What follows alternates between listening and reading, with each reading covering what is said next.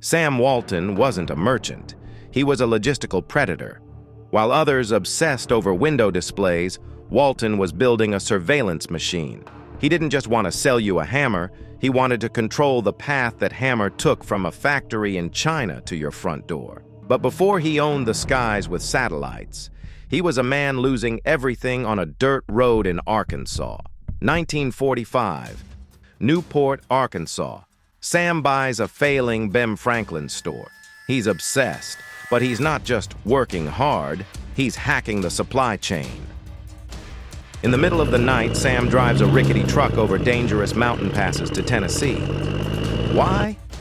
To bypass the middleman. He's buying direct. He's cutting prices so low his competitors think he's insane. It worked. The store becomes the most profitable in the state. Sam thinks he's won. He's wrong. Sam made one fatal mistake, a rookie error in a 5-page lease. He forgot the renewal clause. His landlord, seeing the massive profits Sam built with his own sweat, smelled blood. He didn't just refuse to renew, he stole the business. He kicked Sam out and handed the keys to his own son. In one afternoon, Sam Walton's first empire was erased. Sam Walton didn't just leave Newport, he retreated. He moved to Bentonville, a town so small the giants, Sears and Kmart, didn't even know it existed. This was his fortress. Stung by betrayal, Sam developed a superpower, strategic paranoia. He realized the big cities were a trap. The real gold mine? The rural poor, the people the elites had forgotten. His expansion wasn't growth, it was a siege. He called it saturation. Walton would build a ring of stores around a city, choking its supply lines like a medieval army. By the time he moved into the center, the local competition was already dead. He called it rolling out the carpet. His rivals called it a massacre, but Sam's greatest weapon was his total lack of ego. He was a corporate spy. He spent vacations crawling on the floors of Kmart's, tape measure in hand, recording every detail. If a competitor had a better shelf, Sam stole it. If they had a better price, Sam crushed it. He didn't want to be original, he wanted to be lethal. In 1983, Sam made his most dangerous bet.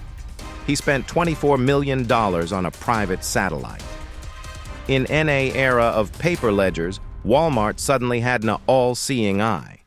Before the internet was even a concept, Sam knew exactly how many tubes of toothpaste were sold in Ohio at 2:14 p.m. Real-time data, total control. This flipped the world on its head. For a century, brands like Coke and Procter & Gamble held the whip. Now, Walmart held the throat. Sam could look at a multi-billion-dollar manufacturer and say, "I know your margins, I know your costs. Cut your price, or I erase you from my shelves." This was the waterbed effect. And for the suppliers, the pressure was about to become unbearable. To understand Walmart's brutality, look at the $2.97 gallon of pickles. Walmart demanded Vlasic sell their premium product at a price that would guarantee bankruptcy.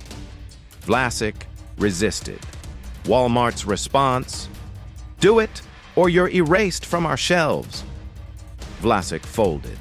They sold millions, cannibalized their own profits, and eventually collapsed. They made a deal with a giant that is always hungry but never full.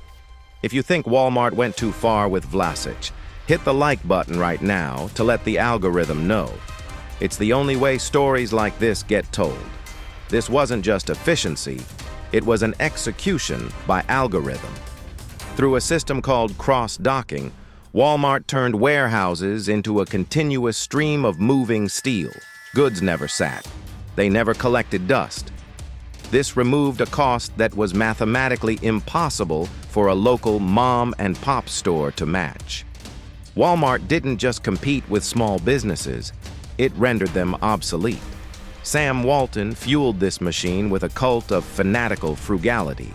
While his rivals bought private jets, Sam drove an old, beat-up pickup truck. This wasn't humility. It was a signal to his 2 million soldiers. Every penny we save is a bullet we fire at the competition. He didn't just build a company. He built a low-cost religion. When Sam died in 1992, the machine didn't stop. It evolved.